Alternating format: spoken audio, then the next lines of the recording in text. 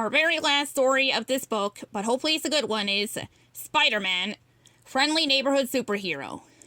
Peter Parker lives in a house in Queens, New York, with his Aunt May.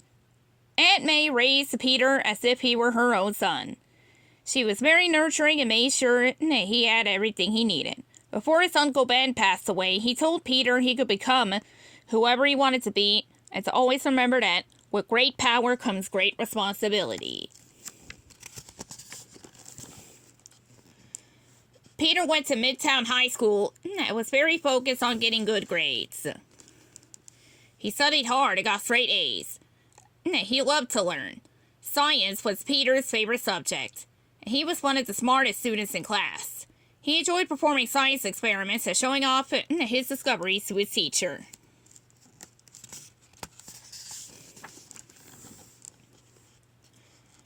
After school, Peter worked at the Daily Bugle as a photographer. He had a knack for taking pictures. That is, when his boss wasn't yelling at him for more shots of a certain red and blue clad superhero. J. Jonah Jameson, Peter's boss, was known for being tough as nails. He constantly wanted pictures of Spider-Man, but that was a bit of a problem. Peter had a secret he couldn't tell anyone. Not his Aunt May, and certainly not Jameson. He was Spider-Man. During a school field trip to a lab, a radioactive spider bit Peter. All of a sudden, Peter found he could do extraordinary things, like shoot spider webs. At first, he had trouble aiming the webs, but he used his knowledge of science to make special web shooters that gave him the control he needed. He kept practicing, and soon enough, he could direct the webs wherever he wanted.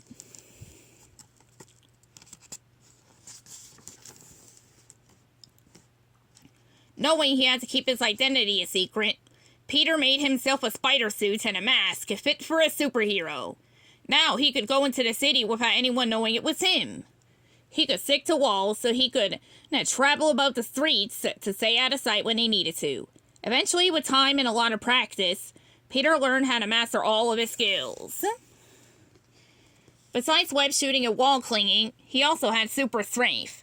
This strength, combined with Peter's courage and other powers, gave him the ability to help those in trouble. He made it his mission to protect the people in his neighborhood. That's how he earned the nickname, Your Friendly Neighborhood Spider-Man. Peter also had the power of spider sense. A strong tingling sensation would alert him to bad guys and danger.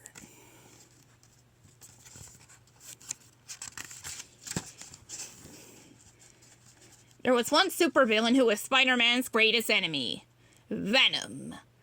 Venom could shapeshift, use his suit to make special weapons, and even mimic Spider-Man's abilities. With his super strength and menacing fangs, Venom was extremely dangerous, and he loved to wreak havoc in New York City. Spider-Man swung onto the street and fired his webs to stop Venom. "I'm going to take all of your powers," Venom snarled. Spider-Man knew Venom well and knew one of his weaknesses. He hated loud noises. Spider-Man blasted webs at several nearby cars, setting off loud, blaring car alarms. "What was that, Venom? I can't hear you," Spider-Man smirked. Venom was caught completely off guard, giving Spider-Man just enough time to ensnare Venom in thick webbing.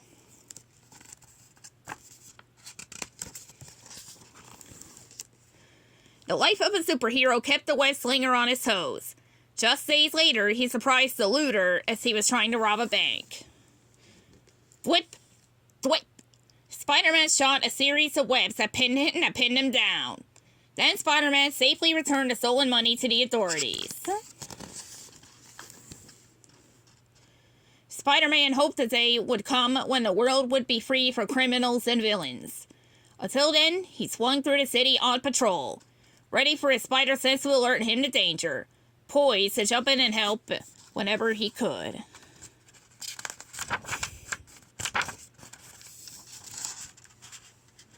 It wasn't easy leading a double life, but he knew he had been given his powers for a reason.